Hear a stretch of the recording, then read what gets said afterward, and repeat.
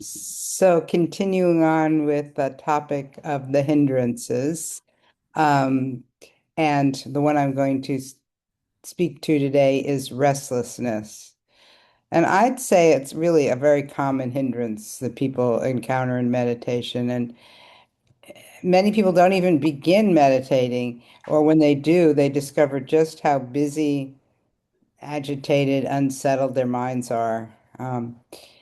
They may sit down intending to meditate, and instead we find ourselves worrying, fidgeting, or wanting simply to be elsewhere. That can be very irritating, and it can certainly hinder meditation. And really, for some beginning meditators, I think it can be so intense that sitting for even a few minutes just feels impossible. But fortunately, I think for most of us, or for many of us, restlessness does gradually soften over time. Probably related to becoming more familiar with how meditation goes, how the body and the mind learn to settle. And we begin to discover our own ways, our own pathways into states that are calmer, steadier, more inwardly collected. Many people who are new to reflective meditation find it like really easier to settle because now there's no pressure to maintain attention on a single object. Instead, they discover the conditions that help their body and mind settle more naturally or more in tune with their propensities. And for many, this freedom can feel deeply supportive. But there are other people um, who really find the soothing voice of a guided meditation just what they need. And there's nothing wrong with that. We each come to practice with different nervous systems, different histories, different temperaments. And today there are, like, I feel seems like countless, it seems infinite. I'm sure that's not true, but so many guided meditations available online.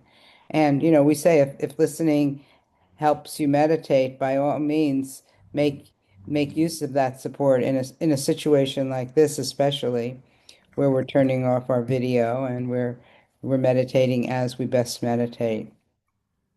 But over time, I do encourage meditators to experiment with becoming their own guide. So that I think that part of the maturation in meditation is that learning to trusting our own discernment and our own capacity to accompany ourselves through whatever's happening with some kindness and some curiosity. Took me a long time to learn this lesson. So for so many years, perhaps decades, really struggled with evening meditations on retreat. I would sit at night and find myself restless, agitated, unable to settle, and it's quite a physically uncomfortable feeling.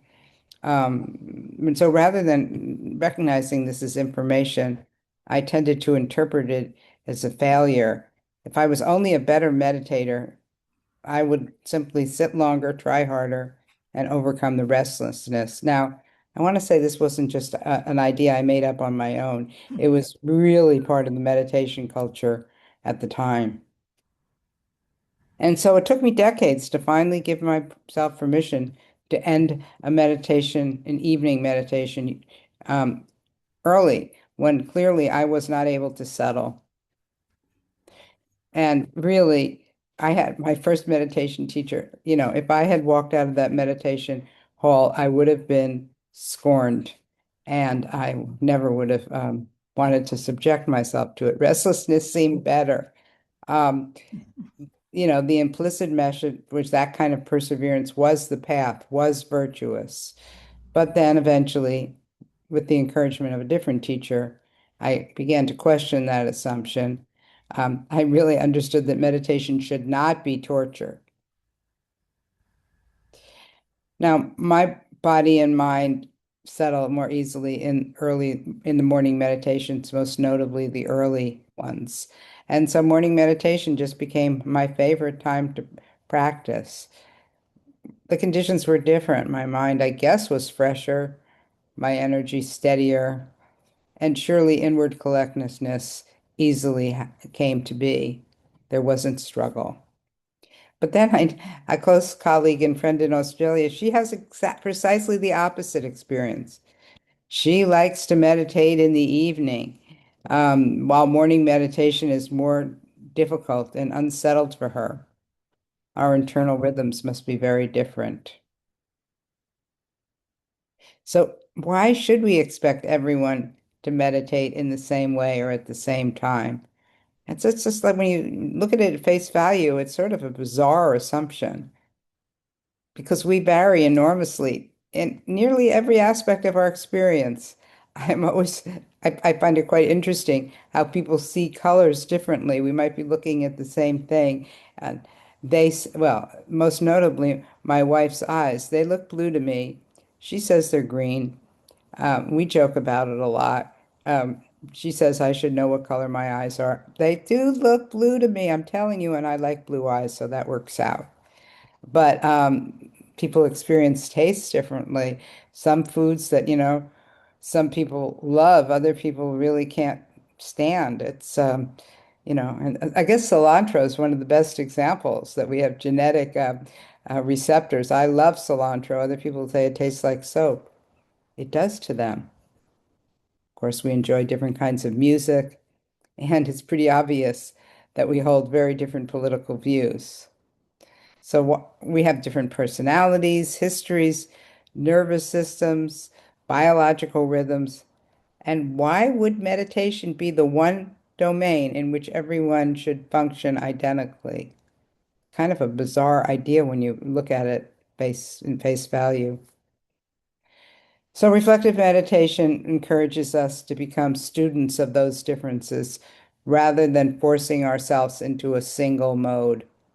In other words, reflective meditation asks us to investigate conditions.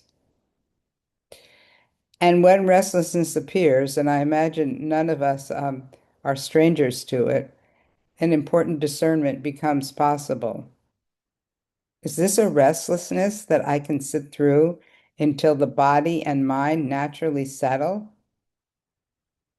Alternatively, we might discover that right now this restlessness is really unlikely to settle and realize that this persevering is reinforcing overstriving, frustration, and self-criticism.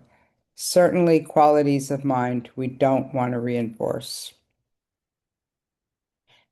Of course, there's no answer that's true under all conditions. Sometimes remaining seated, continuing the meditation is exactly what is best.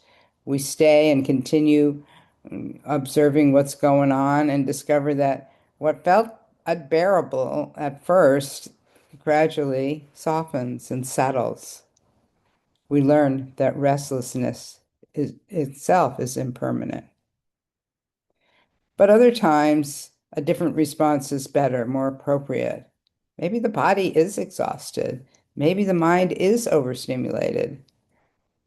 Conditions simply are not conducive to meditate then. But of course, the good news is if we decide to stop a meditation, then the meditation opportunities are abundant. We can easily meditate soon again. There's always another chance when conditions are more favorable. Of course, we need to begin to discern, to learn the difference between wise perseverance and unhelpful stubbornness. And we can't get that discernment from another teacher or from a book, but rather instead it gradually develops through practice as we become more intimate with our body, mind, and with conditions. So, in this way, restlessness itself becomes part of the path, not an obstacle standing outside of practice, but something that we can begin to understand, to know more about, to discern more about, hopefully with kindness and curiosity. So I will end this talk now, and